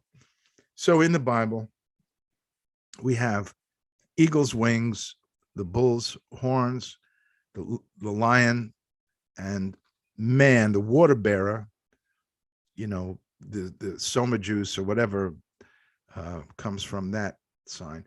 But now here is the real mathematical foundation. My mother was kind enough to paint this little wheel of Ezekiel here, the crosscut wheels of Ezekiel, and we could see the math of it. Here's through 1 octave, here's through 2 octaves. Here's a perfect fifth, and this is a fifth, and then another fifth to E. And so you see, major thirds, 1 to 5 brings you to a major third. It actually goes around 1 octave to 2, then goes another octave to 4 before it. So it's 2 octaves and a major third. Here is the 7th, and these crosscut wheels of Ezekiel. And this my mother painted. It's a 6-foot painting. I would love it to hang in the Jewish Museum, but so far it's just sitting in my storage. Here's the Ark of the Covenant. It's the mercy seat. And you're not supposed to be able to see God's face, but that is Ezekiel's soul. So the divine presence that's between 2 wings has been misinterpreted as God himself. Well, it is God's presence within each of us, pulled by the 4 seraphim, which is us. The heavenly chorus is man, is the amalgam, those 4 primordial elements, and these 4 wheels of Ezekiel result in the chariot. And here we see, Gobekli Tepe, pillar 43, and the first caduceus, and these these concentric circles has a mathematics to it that we saw earlier. But here is what the rabbis don't know. For the rabbis, the gematria, the inner vibrational essence of the holy name, is 26. Because if you just add up the letters, 10, 5, 5, and 6, you get 26. That isn't the way it worked. The 2 wings bring the soul up to the Godhead. And here is the number that there is no speculation here, because this number structures Genesis and it structures Exodus. So this is what the rabbis don't know. And I have no fear of saying that, of recrimination, because they just don't. I don't believe there's a rabbi on the planet who really understands this. And that's unfortunate, because it's the key to the Torah. Now, Enoch, according to current Lurianic Kabbalistic tradition, this is man's soul, but it's Metatron. And the only one who became Metatron, according to the books of Enoch, one positive contribution they made was that Enoch was Metatron. Now, the word Metatron, according to Gershon Shalom, they should never have changed from the Latin mediator, which means messenger or angel. And in Hebrew, the word is melach, which means either messenger or angel. So the true word here for it is melach, the Hebrew word. But they say Metatron. Okay, Metatron is a graphic depiction of the holy name. Here's the head, the yud. Here's the two wings, the two hays, the two letters hay, and the vav are the serpents. And it's the number 6. But 6 can be factored into 2 and 3. Remember, earth and water, wind and fire. And so here it is. And this is the number that actually structures Genesis and Exodus, the holiest name of God. And here it is. And you see some of the mathematics of it: an ascending serpent, a descending serpent, and perfect fifths that create more than the soul. The soul only, before Adam took a bite of the tree of knowledge, he only went up to 27 and 1/27. That was the innocent soul. After he took his bite, he extended through 3/5 in each direction toward heaven and what amounts to the abyss. Here's the true meaning of the abyss. Has nothing to do with men in red suits or, the nightmarish fantasies of Dante. The abyss is this square root of 2, and the gate. This is the gate that one must learn to negotiate if one hopes to meditate. You need to get the orot, the light, into the perineum and up the thrusting path. Taoism came right out of Abraham's text, and the whole idea of a conception vessel, the governing vessel, and a thrusting vessel are right here. And so this abyss has to be negotiated through a vase breath, and so that you can actually get the energy to enter the thrusting, what Qigong calls, Taoism calls the thrusting vessel. Here is my happiest little diagram. Here's the actual God table. Here it is creating the tree of knowledge. Here it is creating the tree of life. Okay, and so let's move on.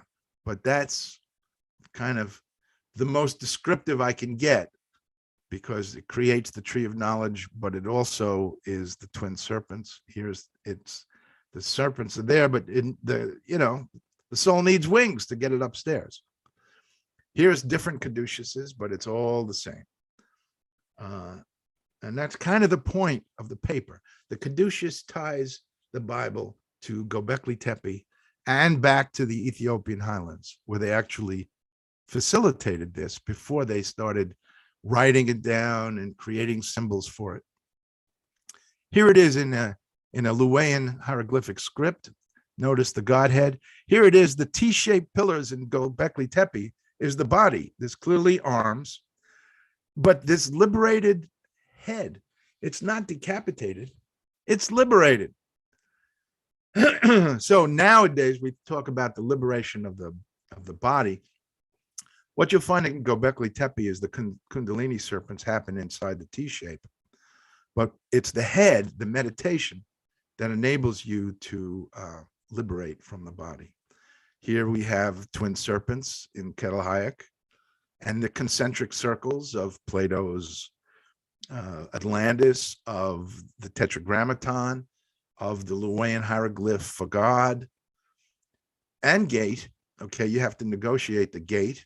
Here is a wonderful passage of what you get if you're a Dzogchen master or a Natufian master. Realize that the time difference, but it basically, the navel is always there. No genitalia, just always the navel, because it's all about, Göbekli Tepe means Potbelly Hill or Navel Mountain. And the mathematics is described in the Rig Veda in a different passage as the navel of order that rolls around heaven, linking the microcosm of the soul to the macrocosm of the cosmos. Long hair holds fire, holds the drug. There are some like Alexander who believe that drug is some literal drug. I personally believe that it's the soma juice comes from the bodhicitta substance that melts, okay, But I found out what that really is through personal experience. I'll tell you in a minute. It holds the sky and earth. Long hair reveals everything so that everything can see sun, so that everyone can see the sun. Long hair declares the light. These ascetics swathed in wind put dirty red rags on. When gods enter them, they ride with the rush of the wind. Crazy with asceticism, we have mounted the wind. Our bodies are all you mere mortals can see. He sails through the air, looking down on all shapes below. The ascetic is friend to this god and that god, devoted to what is well done. That's beautiful. And notice, here's the difference between monotheism and polytheism from a sonic perspective. Monotheism is a rainbow principle where the beam of white light refracts into the rainbow of colors that make up the soul, the 6 other colors, right? So the 7 chakras have to do with these 7 aspects, one of them being the unification in the heart chakra of the 3 upper and 3 lower, okay? The polytheism, the Vedic polytheism that developed, and you know, in my book and paper, I show how it came from various pillars in Göbekli Tepe, but the Kundalini serpents, each of the different gods are a different harmonic. That's the difference. In the monotheistic perspective, Moses' serpent ate all the other serpents of the Egyptian magicians because monotheism incorporates them all. In other words, each harmonic is not a separate god, but it is in polytheism. And that's the only difference. You know, it's not enough to have a war about. That's my point. And things have led the world astray so that it became a self-fulfilling prophecy. So here we have the Tardama practice only happens 7 times in scripture. Tardama means deep sleep or trance.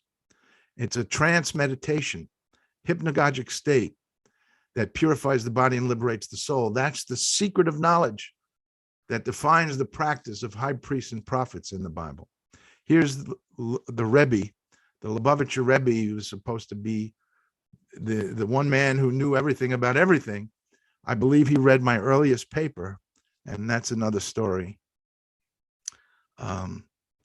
Here is a friend of mine drew this based on my spec of the New Jerusalem, descending from heaven, heralded by 7 angels, blowing 7 tone circles.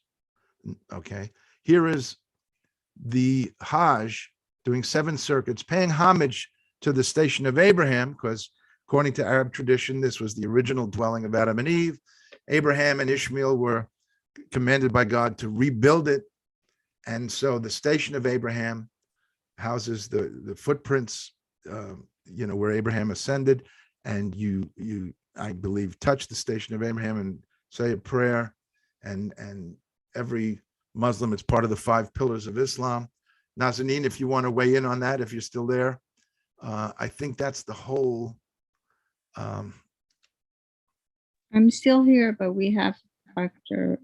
Son, so he's better at that. Okay. Who, Hussein, your husband is better at that? Is that what you're saying? No, I said Dr. Azad is the best person to talk about. Oh, okay. Yeah, maybe. Right. Oh, well, no, I mean, I don't really have much to add, really. I just want to say that this is, Howard and I have been in conversation about his research over a number of months now, and in quite some detail. And this is, I mean, this has been such a joy to participate in today, and to see, you know, how well it's all come together, because Howard's been thinking through this stuff for years and years and years, and it's I mean, it really strikes me genuinely as a deeply blessed endeavor, and you know, may God sort of reward you in all your efforts. And it's some heavy stuff, like some of the stuff because we've been in conversation over a number of months, but we had 2 other podcasts prior to this, and you discussed other aspects in the 2 different podcasts. And so today you gave sort of summary version of some of those later aspects, and some of the details that you get into really. I'm not an unintelligent human being, but I must say it really it stretches the limits of my comprehension. Yeah, right. It kind of make your head explode. Yeah, So you have a real quick experience of having your head expanded, your consciousness expanded. Yeah. Right? There's my head's growing a tiny cone at the back right now. Maybe you ought to check and see. So one of the things that occurred to me is that when there were things that all along the way during, and I apologize for not necessarily let's jump in so much, but that I know that, for instance, there's a lot of language that it's not to be understood literally. It is, but I don't mean it's speculative. I guess there is clearly some speculation in part, but there's also this is to be understood metaphorically, and when I hear things like numbers and things that what this has done for me, what Howard's work has done for me, is to help me understand that the Bible is a book to be read in a way that we have not, particularly in the last perhaps a couple of hundred years, read it properly. It becomes a literal document that people say, oh, you know, God created the world in 6 24-hour periods, and that the 7th 24-hour period was the day that God rested, or they say he rested, if you will, right? And it loses what it could say to speak to us on multiple levels by insisting that it reduce its message to one that we are prepared to understand and accept. It puts us in charge of what the very lesson the Bible is trying to teach us. And it seems to me that when you do that, you are robbing yourself of being able to actually hear on multiple levels. Like, for instance, a dog whistle is called a dog whistle because when you blow into it, only dogs can hear it. But that does not mean that there's not a sonic report going. So it's just beyond our ability to see or to hear, rather, in that case. And so the Bible is often a document that speaks at a level that is not immediately accessible to us. I mean, Jesus often said, I have things to tell you. I have other things to tell you that you cannot hear. There are a lot of what we were talking about when Howard was talking about Adam and Eve. I don't know that we're arguing, or the bone, the rib out of it. Are we literally talking about Adam's actual rib being pulled out, or are we talking if this is to be understood symbolically? Because I think, or metaphorically, because I think that so much more of what it is, the possibility of so much more being revealed to us is our ability to kind of like let go of what it is that we think we need to understand in order to be able to be taught.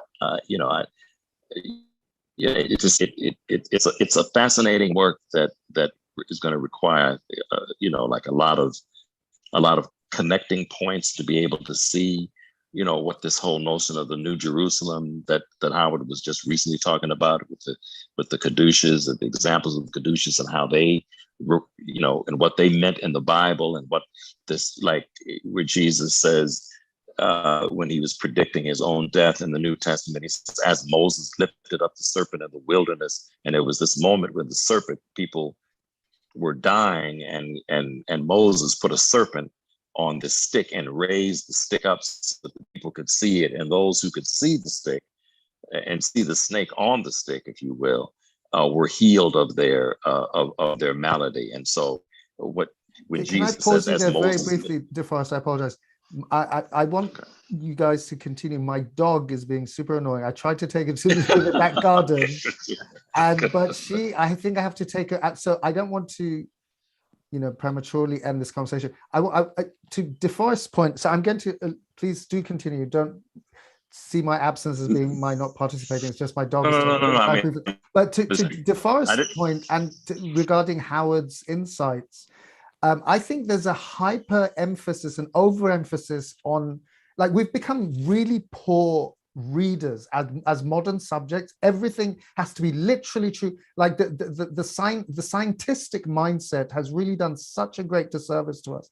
Things are either objectively 100% true or not true at all. I mean, for me, the metaphor that just popped into my head when DeForest, you providing that wonderful, those wonderful insights, is it's said of the Mona Lisa, or the Mona Lisa's smile, that in order to see her smile, one has to see almost, you can't see it if you look directly at her, you have to almost look out of the corner of your eye.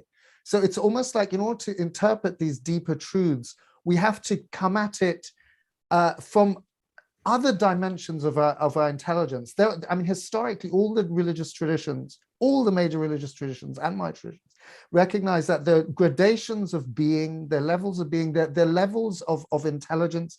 I mean, the Islamic tradition, it said regarding the Quran, that there's a kind of a literal surface level reading and understanding, but then there are there are literally 6 additional levels, and the higher levels and the highest level belongs to those with deepest understanding.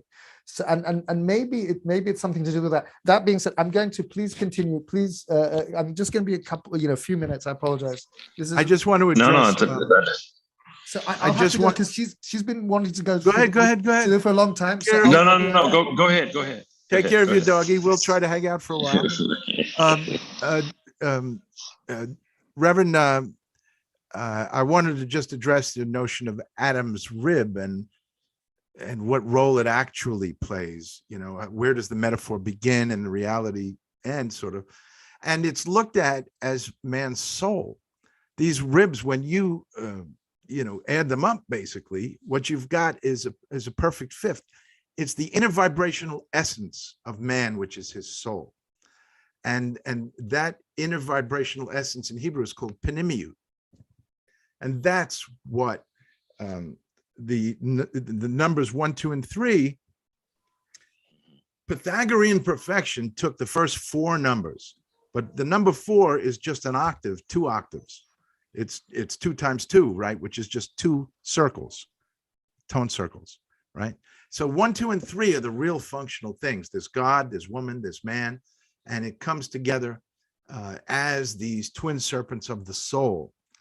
Now, Adam's soul, because Adam didn't have access to the wings, not until Enoch.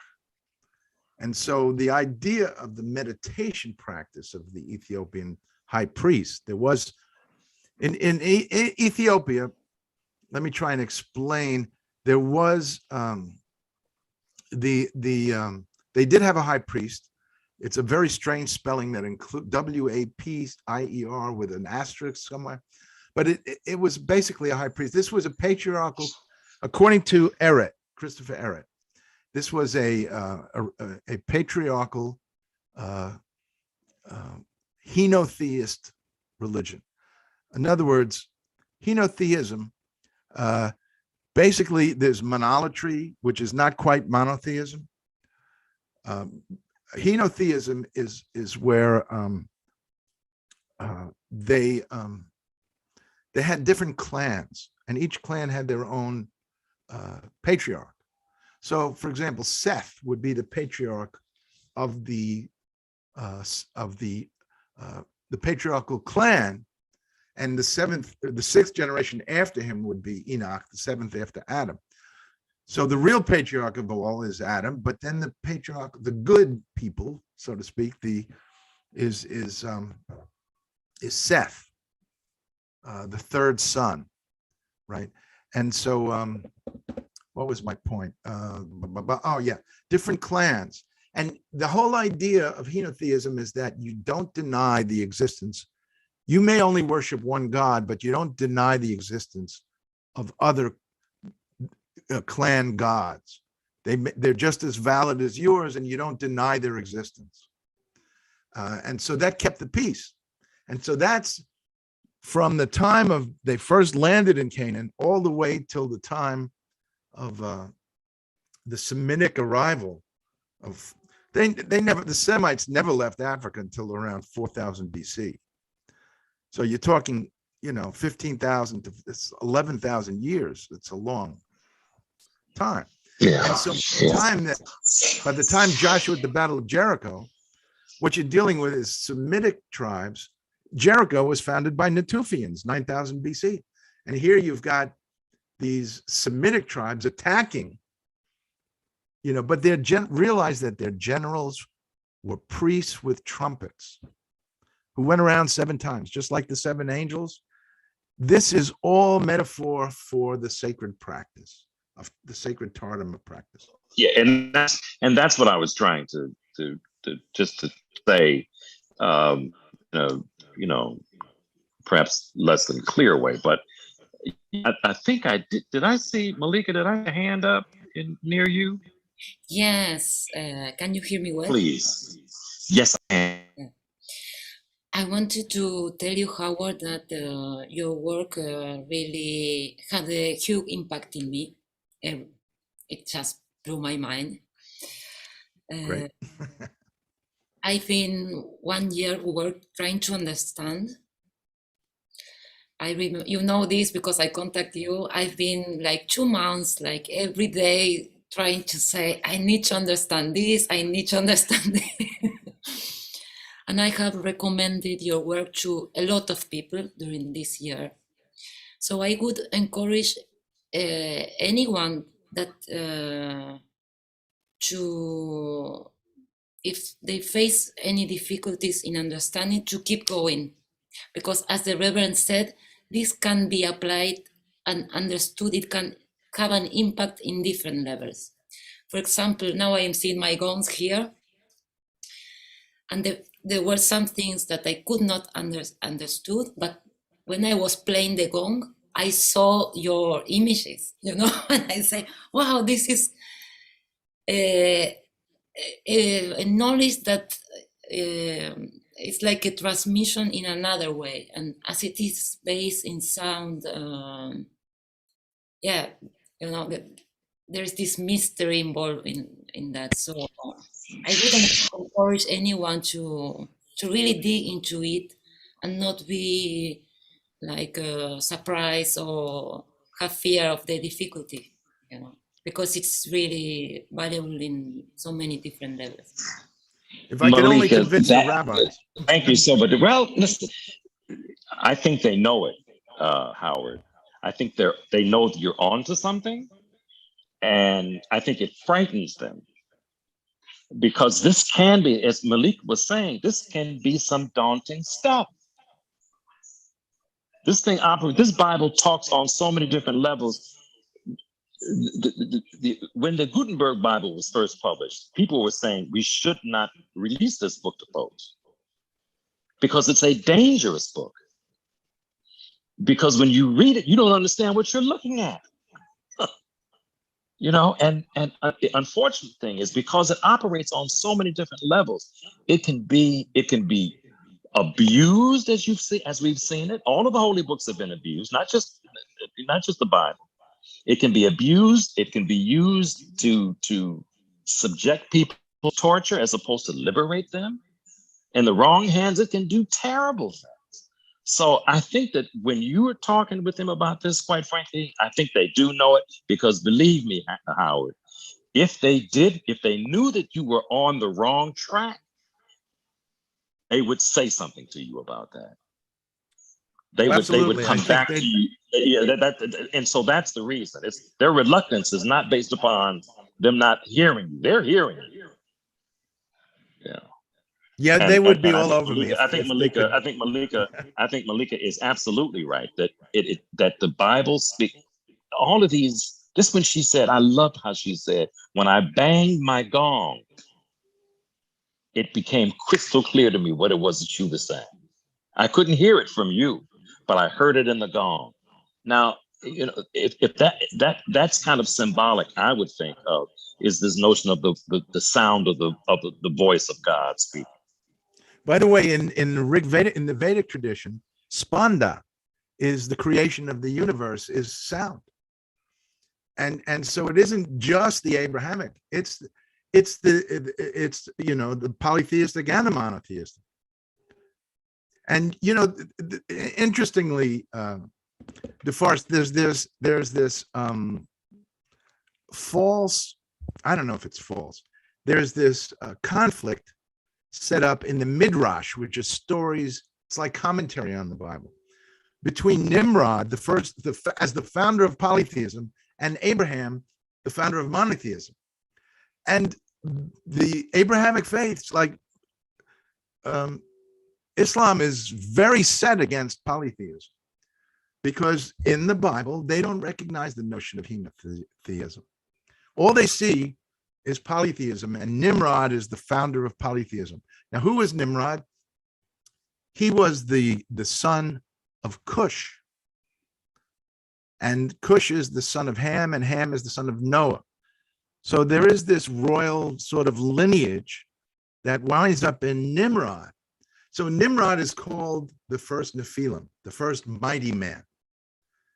And the whole word Nephilim has been, has just been taken so far afield due to the books of Enoch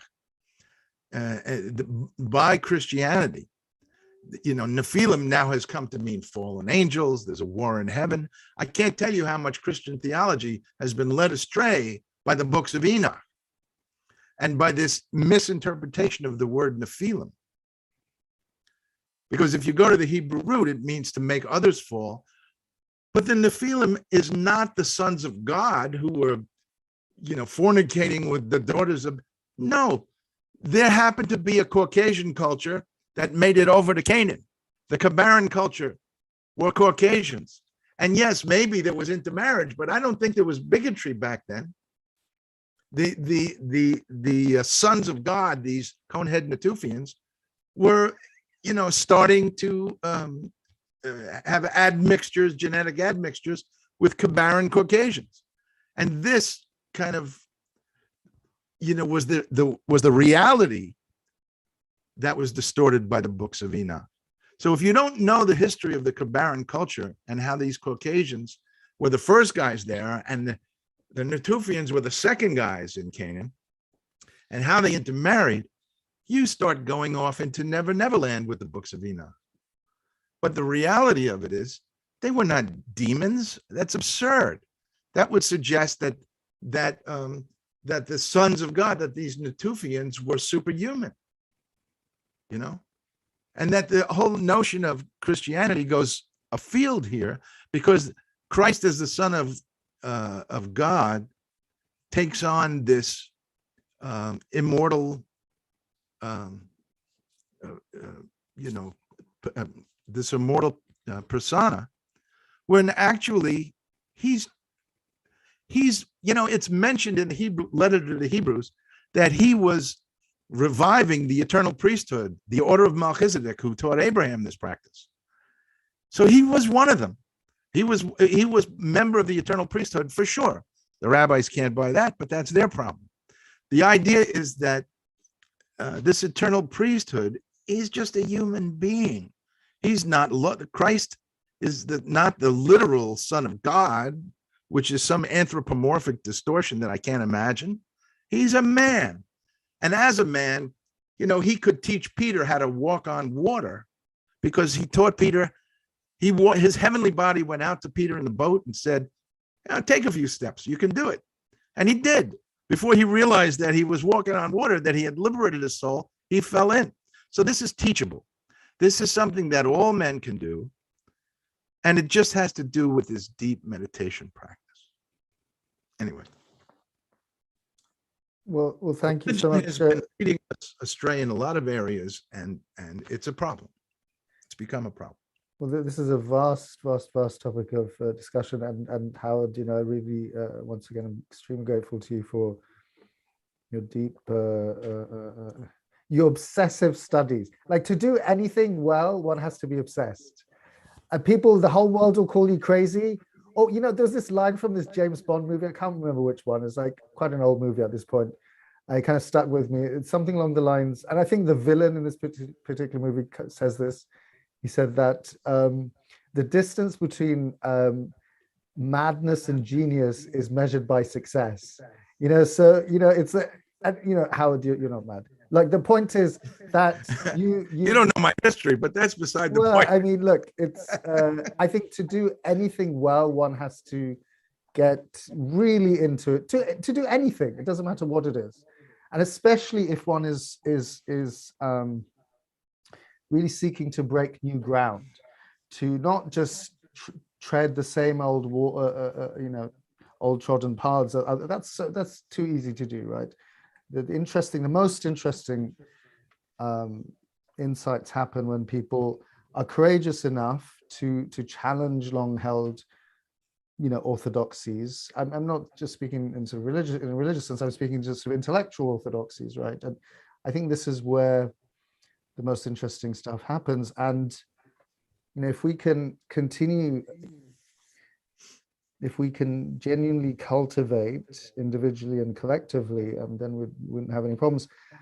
This perspective, this understanding that there are a multiplicity of perspectives and ways in which we can make sense of reality, and to say that there's only one understanding of things, that's when we get into all the problems in the world, right? I mean, right now, today, currently, Nazanin had to leave us, but there were 7 of us live. I mean, listening to you live now, there are 6. Just even as we're listening to you, we're understanding you ever so slightly differently, just by virtue of being, different human beings and constituted differently. So, and this is during the course of one discussion, right? One admittedly very rich and intellectually challenging discussion. So how much more so would that be the case for trying to make sense of what we call reality with a capital R, right? I mean, reality is, endlessly productive of new interpretations and understandings. It's said, I mean, I think there's a very serious philosophical perspective. From a very serious philosophical perspective, it can be argued that reality speaks back to us according to the lenses that we place on it, according to the questions that we pose, and may we pose better and better questions. And I think Howard is posing some very interesting, challenging questions to some long-held understandings of things. And then it's when we challenge ourselves to try to reconfigure how we think, that's when we grow. But I'm very grateful to you, Howard, and to everyone else's participation. And I look forward genuinely to additional continued discussions and additional additions. Can I leave you with one please, yeah. little story? Please. I started, this was very much an intellectual exercise when I was younger, but about 25 years ago, I had some diverticulosis or something, and I found these Korean monks, these Taoist Korean monks, in a street fair, and the master came over and did chunsu on me. He worked on me, and he couldn't speak English, but somebody came over and said, "Why don't you come meditate and do asanas with us on the west side of town?" So I just really had to walk across town. So for a couple of years, I started meditating and working with them, and gradually, like I experienced these young Korean monks who couldn't speak English, but they would stand over me and sort of nail me into the ground with this powerful chi, and I heard them clicking. I didn't know what that was all about, but subsequently, I did a lot more reading and got more personally involved with my intellectual studies, and started meditating religiously, so to speak. And 5 years later, I started clicking. What is this clicking? And I didn't know what it was. And I went into my doctor to get a note for work because I had a cold or whatever. And I could actually now take care of many of my symptoms with this chi. But I needed a note for work. So I was meditating before the doctor came in the room. And when he came in the room, he heard me clicking from across the room. So he said, "What is that?" I said, "Well, you're the doctor. You tell me." And so he says, "Well," I asked, "Is it postnasal drip? Is it reflux?" He said, No. Go to Dr. Springyarn and he'll tell you. He went to Harvard. He knows everything. So I had to go to this other doctor. And when he asked me, "Why are you here?" I said, "Well, because I'm clicking." And Dr. Gertis wants to know what that was all about. And so I started doing it, and he said, "Well, can I see your watch?" and he thought it was my watch. And, it was a silent watch, like most watches are now. And so he said, do you mind if I take a look? So he went to get a scope and shoved it down my throat. And he said, can you do that now? And I did. And then, could you stop it? Stop it like 3 times. He said, well, you made my day.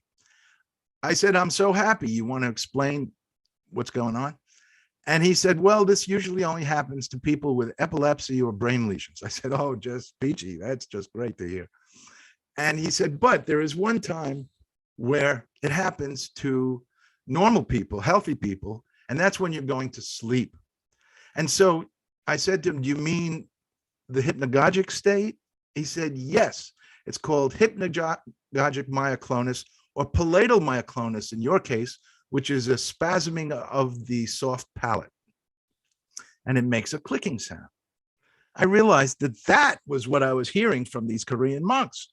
And 5 years later, I'm starting to click. So the whole symbolism of anointing, the whole dripping and of bodhicitta substance, flaming and dripping down the central channel, is a physiological thing that has to do with being in the hypnagogic state. So now I could just like flip a switch and get into that state. I haven't been doing it as 2 hours a day like I used to, but I can still turn it on and off. I can hear it. And if I did it religiously, other people on the other side of the room can hear it. So the whole idea of an anointed one, of a Mashiach, of a Messiah, in Hebrew it's Mashiach, just means that you turned your switch on. That's all it means. It's not that anybody is special.